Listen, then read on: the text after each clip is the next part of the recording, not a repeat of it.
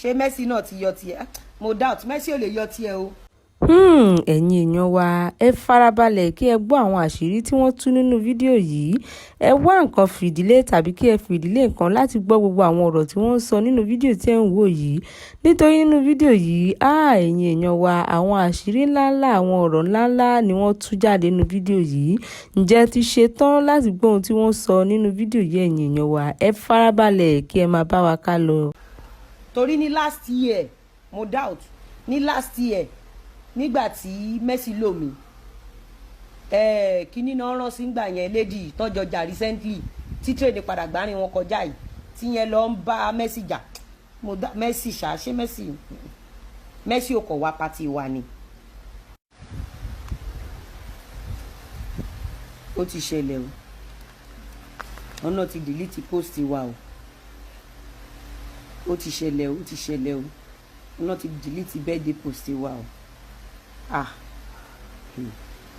lẹ sọ fún mi wàhálà ti ṣẹlẹ̀ o wọ́n náà ti delete post wa ayé mi wọ́n máa sọ pé wọ́n ti ń delete post wa gbogbo birthday post wa wọ́n náà ti ń delete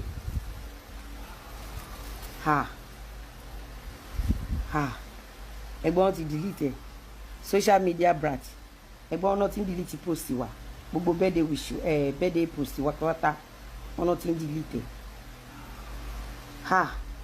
irú wàhálà wo lélẹ̀ ta la máa bẹ̀ báyìí ta la máa bẹ̀ sí wọn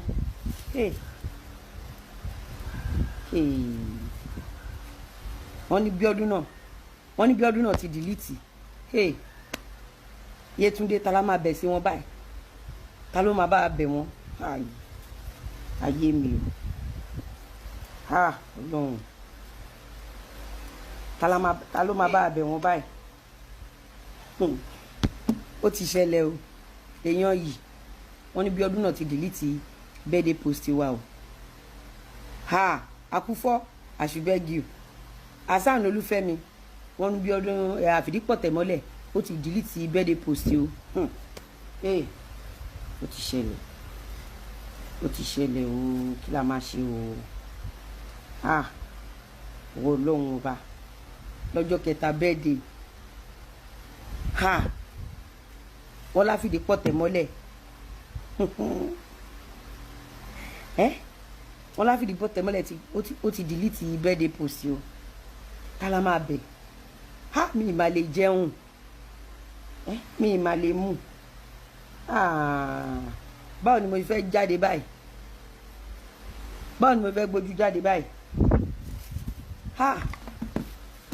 ẹlẹ́dàá mi wọ́n náà ti delete post o báwo la ṣe máa jẹun báyìí irú kí lè yọ ọmọ anífowó ṣe má rẹ́rìn pété rẹ́rìn oh God àwọn èèyàn tẹ ni mo wá ṣàdúrà fún àwọn warriors mo wá ṣàdúrà fún wọ́n ní bí ọdún ti delete o ọmọ eléníyàn bí ọdún ti delete birthday wish o a lè jẹun báyìí o ọmọ bọ̀tí ti delete o ẹ ṣàánú wa o a lè jẹun a lè mú a lè jẹ a lè mú báyìí o they don go wọ́n ní bí ọdún ti delete post wa o birthday wish wa tínú wa ń dùn tá à ń bragado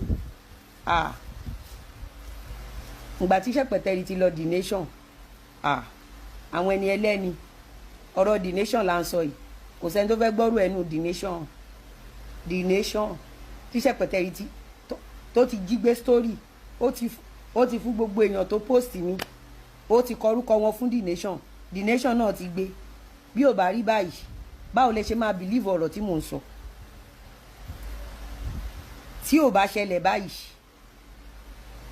báwo lẹ ṣe máa believe ọ̀rọ̀ tí mò ń sọ for those of you saying kò bá wọn ṣọ̀rẹ́ ìgbéraga ẹ̀ ti pọ̀ jù kò kí n bó ní tíátà kankan ṣe òun rèé o ojú alájọbí lẹ rí yìí o ìgbà tí mo ti rí The Nation tó gbé mo mọ̀ pé Gistlover mo rọ́wọ́ rẹ̀ lára òkun Ṣẹ̀pẹ̀tẹ̀rì mo rọ́wọ́ rẹ lára ọ̀sán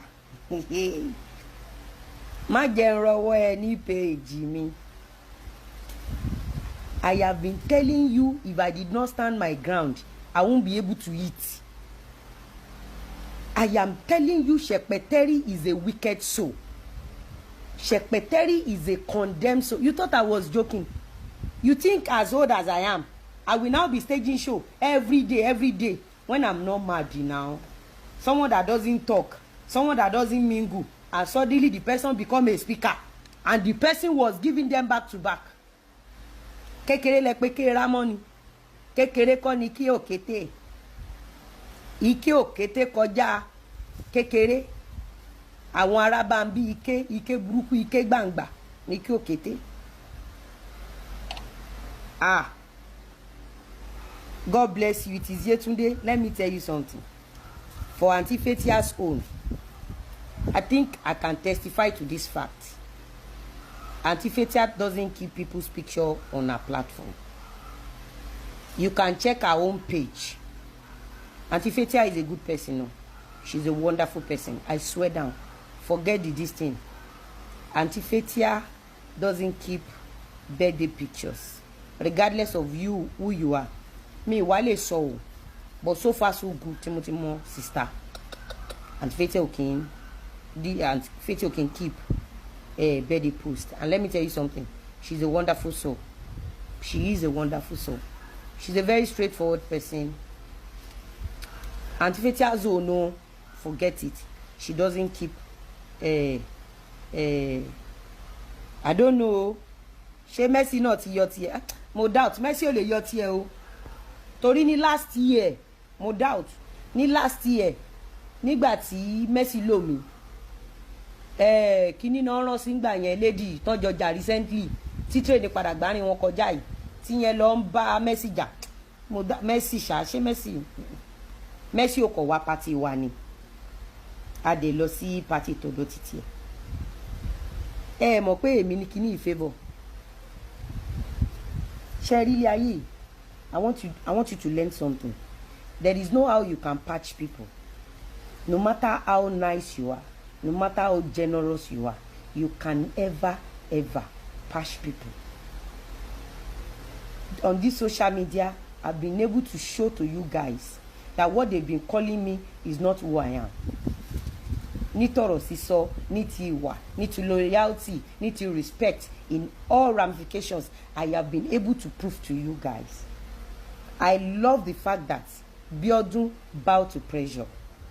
The show that I staged to pray for Biodun yesterday, tí mo dẹ̀ kí, tí mo ṣe gbogbo ẹ̀, then video tí mo post lálẹ́ àná, ṣó ti yé yín, I will tell you is a strategy to expose how they roll in my film industry. It is a strategy. I cannot blame her. I cannot blame Biodun. The pressure is much.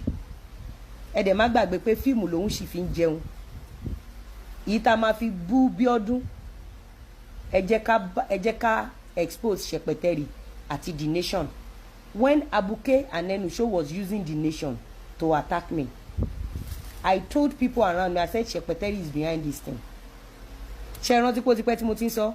I have told people that Shekpeteri is behind this thing. Because Enusho, Abuke, all of them, their story cannot fly on The Nation or Vanguard. It takes a celebrity that work with these people láti pull àwọn èèyàn down láti gbé story yẹn fún The Nation. I am super happy that she deleted that post. I've been able to prove to you, all of you on this social media, that from day one tí mo ti wọ film industry yìí, I have been able to mind my lane. I have been able to be good to people. I respect them. I love them. I have done everything within my what's it called?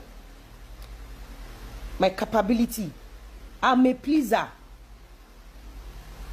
I please people. I don't know how to hurt people.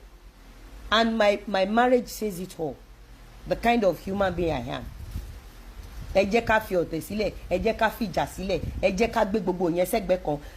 Ẹ jẹ́ ká face òtítọ́. We are not perfect. I am not perfect.